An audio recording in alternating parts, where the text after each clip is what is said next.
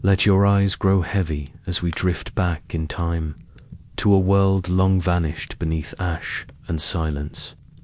A world where sea breezes carried the scent of olive oil and saffron, and ships with painted sails crossed the Aegean beneath golden skies. A world ruled not by swords, but by art, trade, and ritual. This is the story of the Minoans and the beauty that came before the fall. Close your eyes, if you haven't already. Picture the shimmering waters of the eastern Mediterranean deep, blue and endless, glinting under the sun. In the heart of this world lies the island of Crete, a mountainous, fertile land cradled by the sea. Its shores are dotted with inlets, harbors, and cliffs, while inland, rivers and olive groves wind through the hills. Now imagine the year is around 3000 BCE on Crete. A civilization is taking shape, one not yet known to history books, but one that will become Europe's first advanced culture. These are the Minoans, named much later by modern archaeologists, after the mythical king Minos.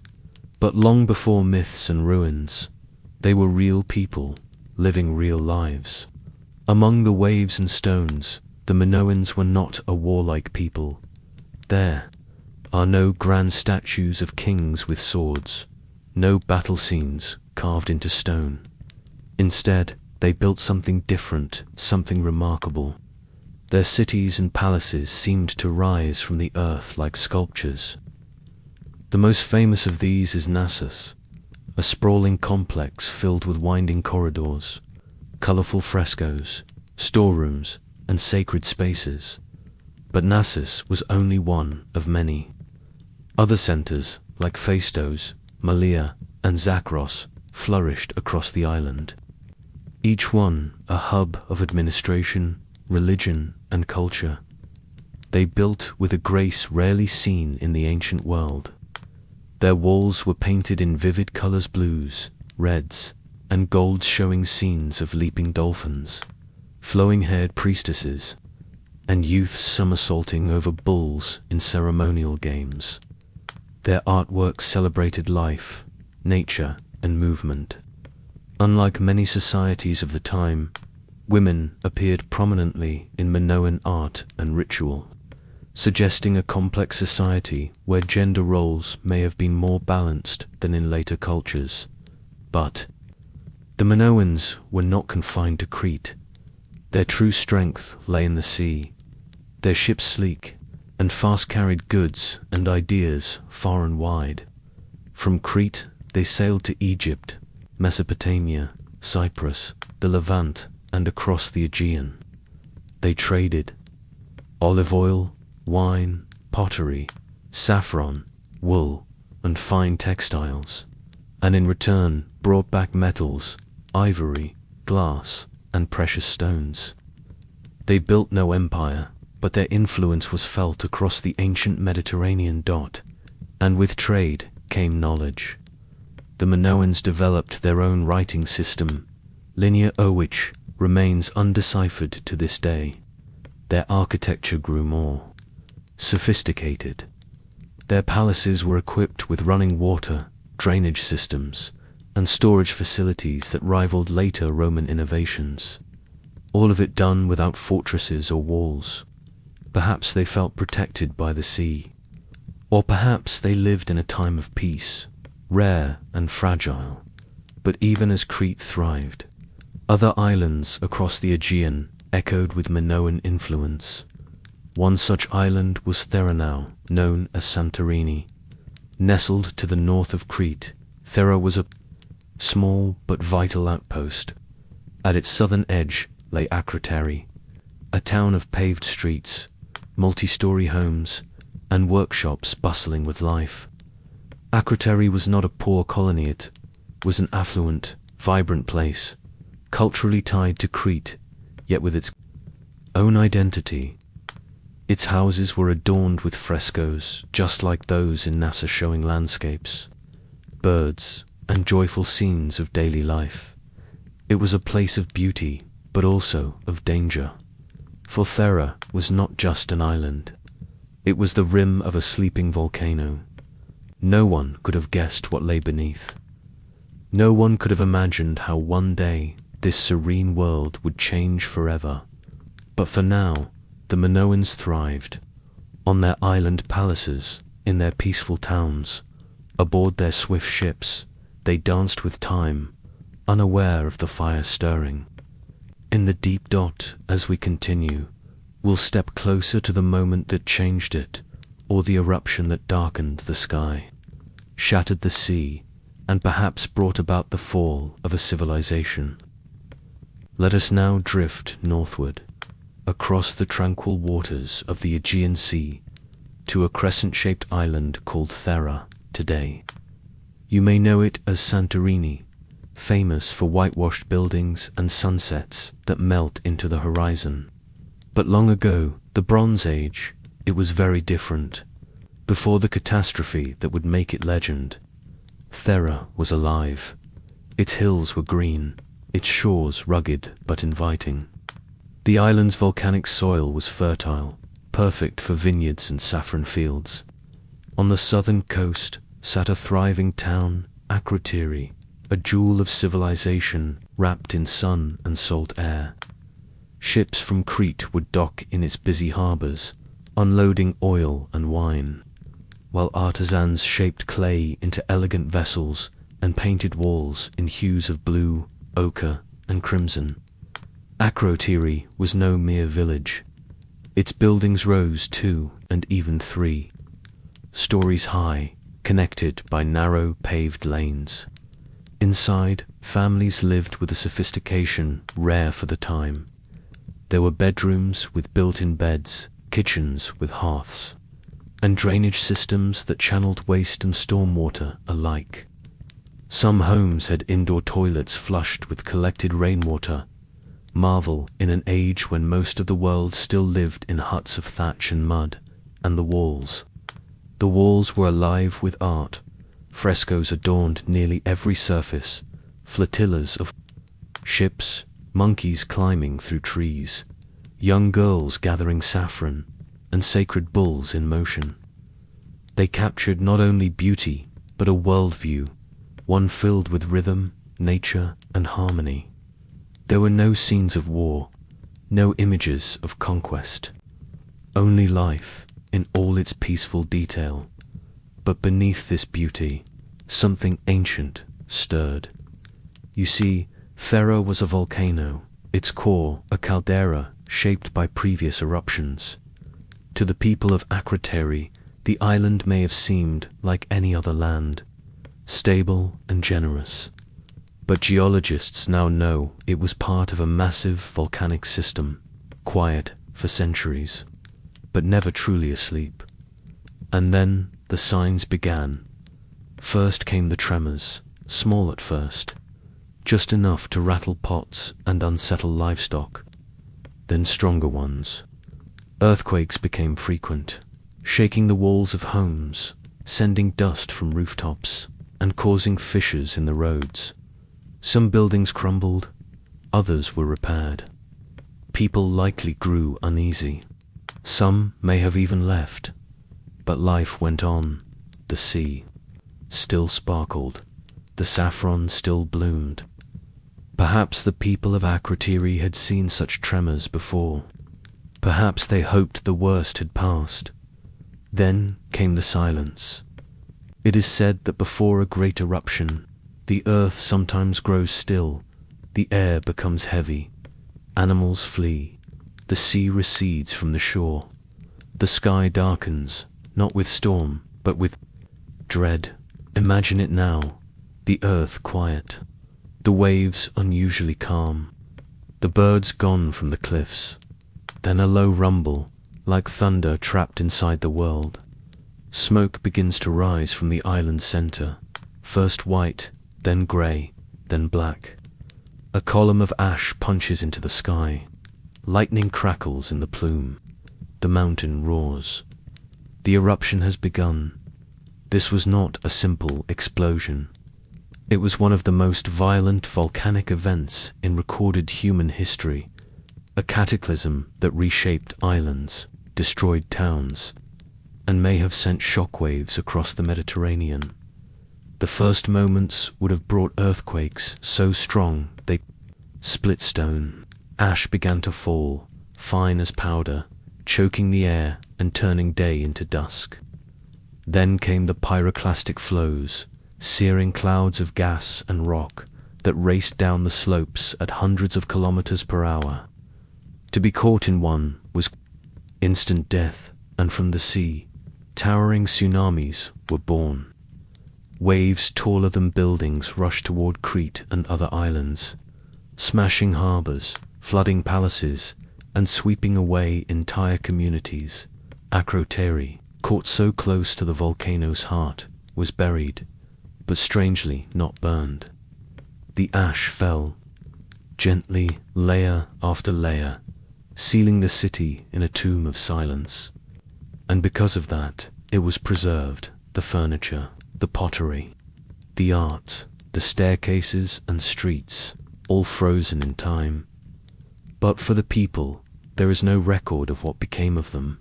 No bodies were found, no skeletons beneath the ash. Did they escape? Did they fall elsewhere in the chaos that followed? We cannot say. We only know that something beautiful was lost and something ancient had awoken as we move forward. We'll travel to Crete to see how the Minoan heartland weathered the aftermath and what came next in the shadow of Thera's fury. The sleeping giant had stirred, and then, with terrifying force, it awoke. Around 1600 BCEO, or perhaps 1628 BCE, according to ice core and tree ring data, Thera exploded. The island, so peaceful and beautiful only days before, was consumed in one of the most violent volcanic eruptions in human history. Greater than Krakatoa, far larger than Vesuvius. An event so vast, it reshaped the land, darkened the skies, and echoed through civilizations far beyond the Aegean. Modern volcanologists describe it in 4 distinct stages. The first, the earthquakes. Not small tremors now, but massive shocks, shaking the earth with a force that split stone, cracked roads, and reduced walls to rubble. Across the island, buildings collapsed, entire neighborhoods fell, the sea churned, mountains groaned. The second, the explosion, the magma chamber beneath Thera had swelled and fractured. Then came a thunderous blast, a shockwave heard across seas. The heart of the island was blown apart. A pillar of ash and smoke surged into the sky, reaching as high as 30 kilometers. Lightning flickered through the column, painting the heavens with fire. The third, the ash fall. Now, the sky turned black. Fine grey ash began to fall like snow, soft at first, then thicker, heavier. Akrotiri rooftops collapsed under the weight. Darkness swallowed the daylight. Breathing became difficult. And yet, strangely there was no fire, no charred remains, only layer upon layer of fine volcanic dust, covering the city gently, entombing it in silence. Then came the final stage, the pyroclastic flows. Walls of superheated gas, ash, and debris surged outward in every direction. These flows raced down the slopes of the fractured island at deadly speeds, incinerating everything in their path. At this point, the inner island collapsed into itself, forming the caldera we know today, a vast bowl where once there was land, a sea-filled scar, still visible from space. But the devastation did not end at Thera's edge. To the south, across the sea, Crete trembled. Towering tsunamis, born from the force of the eruption, rushed toward the island's northern coast. These waves, possibly reaching 30 to 40 meters in height, smashed into harbors, washed over farmland, and obliterated coastal towns, palaces, storerooms, docks, gone in moments. The Minoans, so skilled in sailing and trade, were suddenly vulnerable, their ships destroyed, their ports buried beneath water and debris, their trade routes severed. A civilization that had once ruled the sea was now battered by it. But even farther still, the eruption made itself known. Across the Mediterranean, airborne ash and gases spread for thousands of miles. In lands as distant as Egypt, the sun may have dimmed, crops failed, harvests withered, and strange weather patterns followed. This wasn't just a local disaster, it was a regional crisis, and yet Akrotiri paradoxically survived in a way. Though abandoned, perhaps evacuated before the worst arrived, the town was perfectly preserved under the ash. Walls stood frescoes intact, furniture undisturbed. No bodies were found, no signs of chaos, just quiet rooms frozen in time. Thousands of years later, when archaeologists uncovered it, they described walking through ancient homes as if their owners had just stepped out. Cups still sat on tables, tools lay by hearths, stairs led to empty rooms. Akrotiri became a time capsule, a lost moment from the Bronze Age, sealed by catastrophe and unlocked by curiosity. And yet, we wonder, what did the people see? Did they stand on the shore, watching the sky darken, the sea withdraw, the island tremble? Did they flee to ships that never reached safety? Did they survive, only to face famine, fear, and uncertainty in the months ahead? The eruption of Thera marked the beginning of the end for the Minoans. Though the palaces of Crete remained for a time, something had changed. The balance of power had shifted. The sea, once their protector, had turned against them.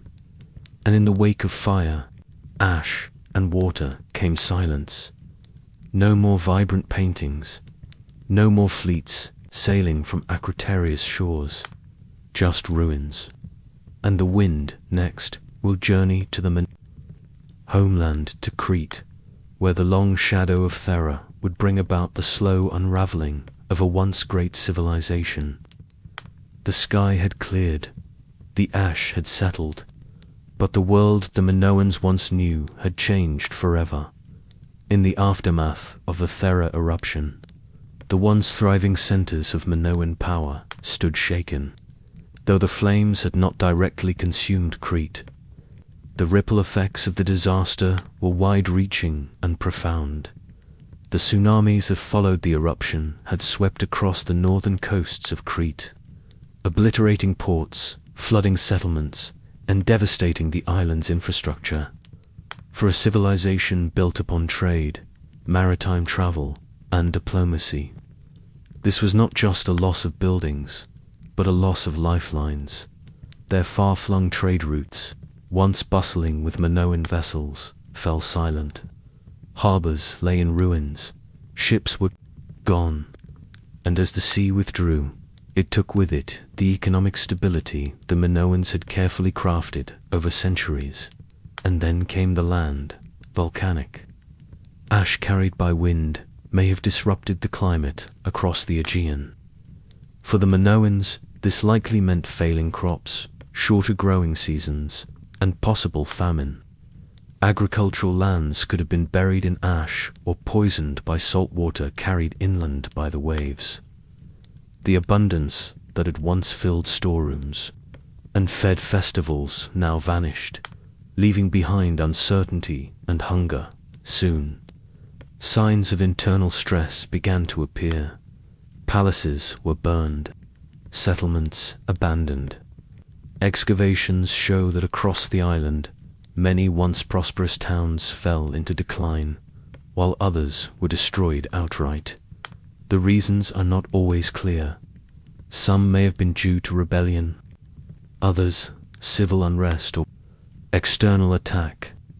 There is no single, simple explanation, but rather a cascade of crises unfolding across decades, And yet, Knossos, the jewel of Minoan Crete, endured. For a time the great palace was rebuilt, its corridors once again filled with life, rituals, and administration.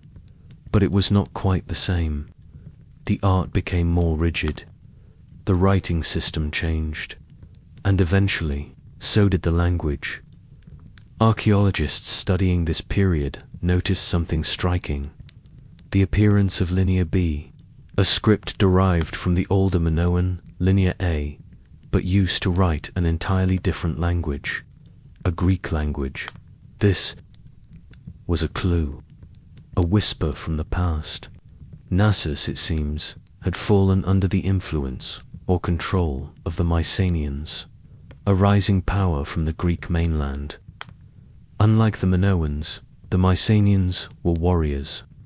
Their graves held swords and spears, their walls were fortified, their art filled with imagery of battle and conquest. How this takeover occurred is still debated.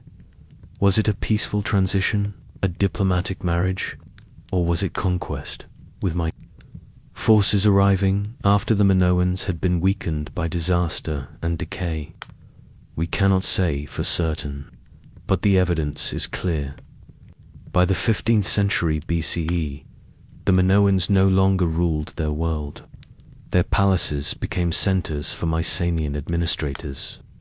Their language was replaced, their gods perhaps renamed, their customs altered, and finally, even Knossos, last of the great Minoan strongholds, fell mysteriously around 1375 BCE. The site was destroyed and never rebuilt. With its fall, Minoan civilization faded into shadow. But did it vanish or transform? That question continues to echo through the ruins. Some scholars argue the Minoans were absorbed into the Mycenaean world, blending customs, gods, and rituals. Others suggest they were wiped out, their culture erased by a new and foreign power. And some believe they simply changed, evolving into something new over time, carried forward by those who remained.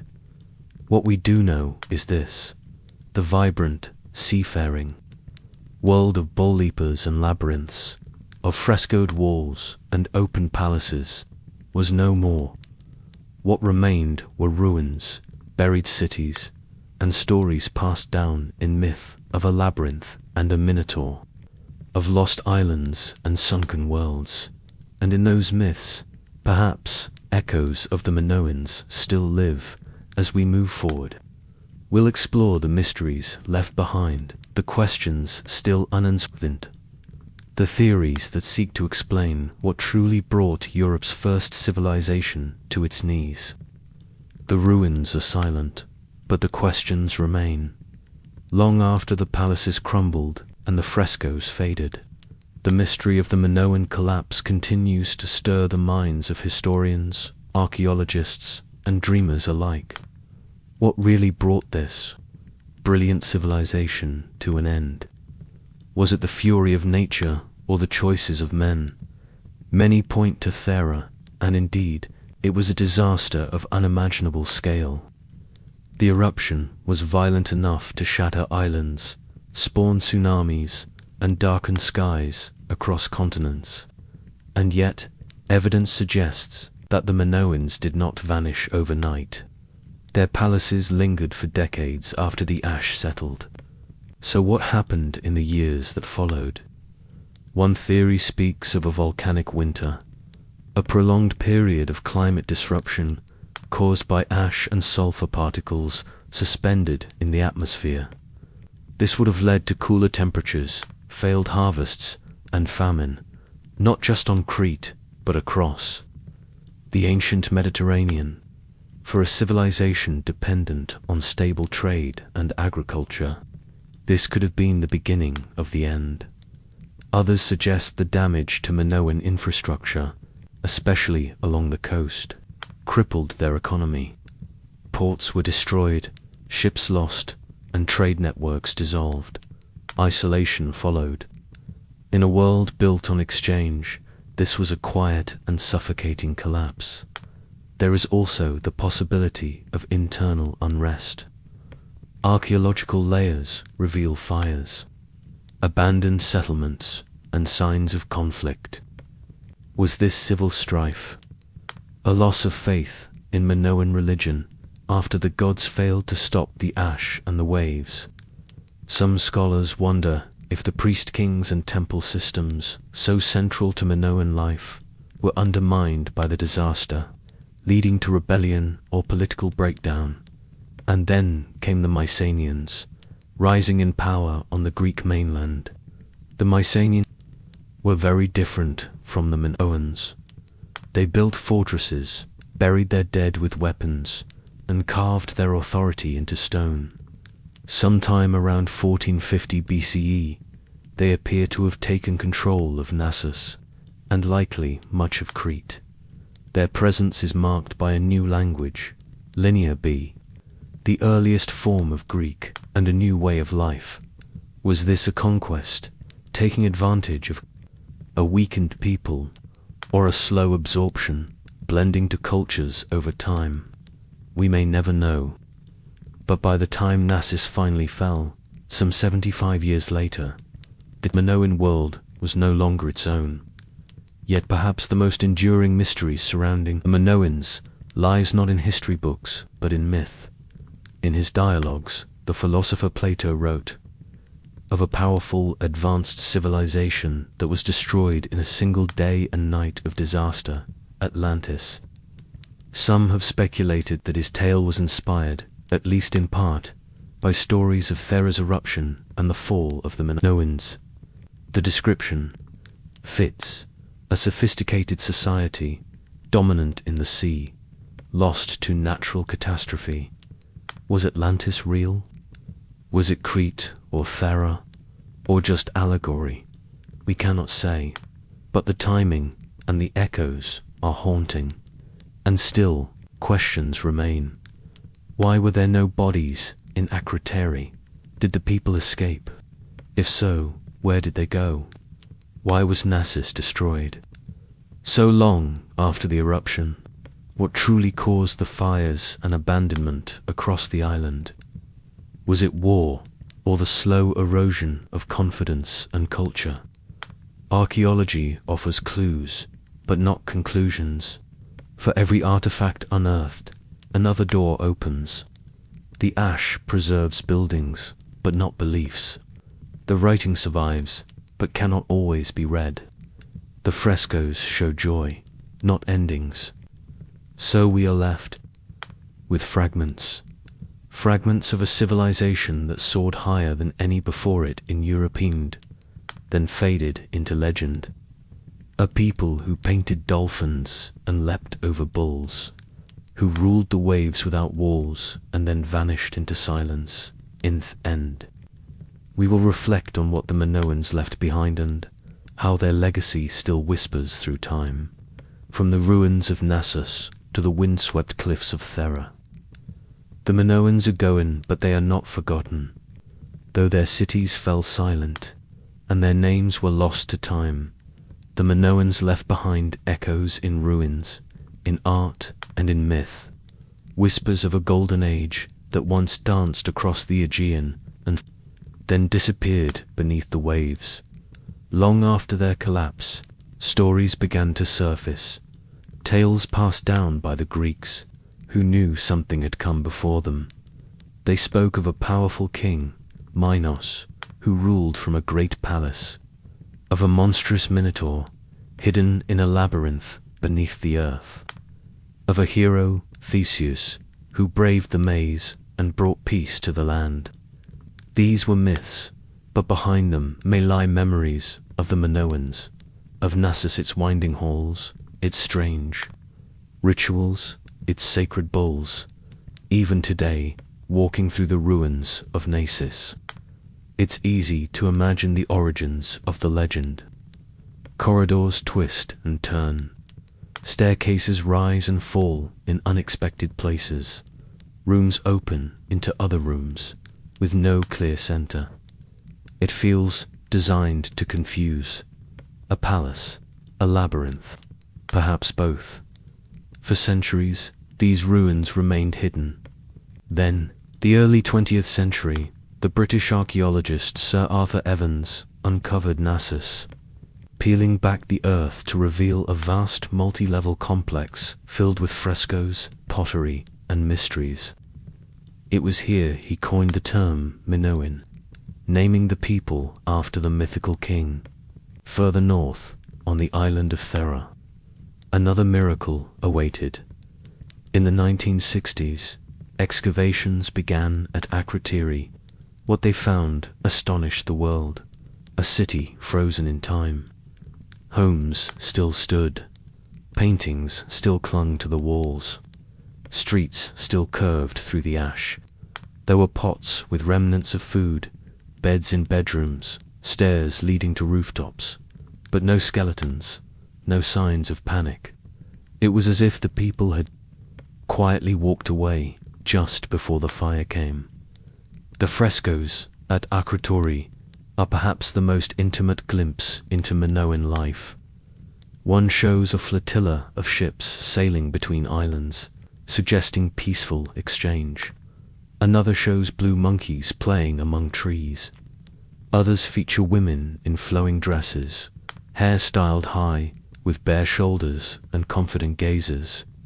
There is joy in the colors, grace in the lines, and above all, a sense of harmony with nature, with community, and with life itself.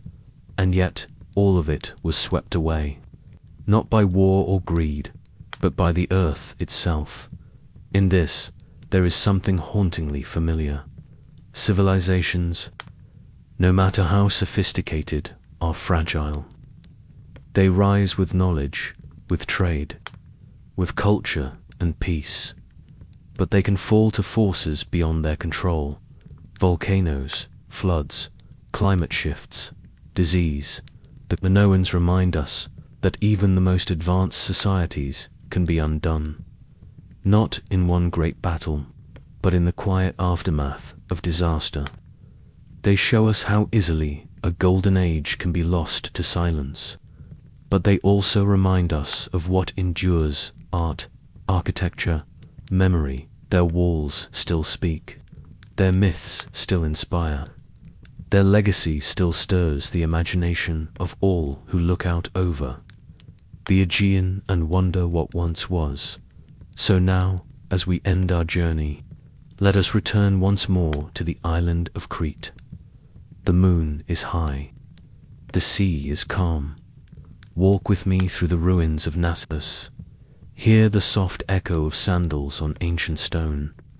Picture the torchlight flickering on painted walls. Bulls leaping, dolphins swimming, dancers in mid-motion. The night wind carries the scent of thyme and sea salt. Somewhere in the distance, a lyre plays low and slow, fading into silence. Close your eyes. Let the waves of time carry you. Let the voices of the past whisper gently. Let the labyrinth unwind. Asterisk, the Minoans are gone, but not forgotten. Good night from ancient Crete.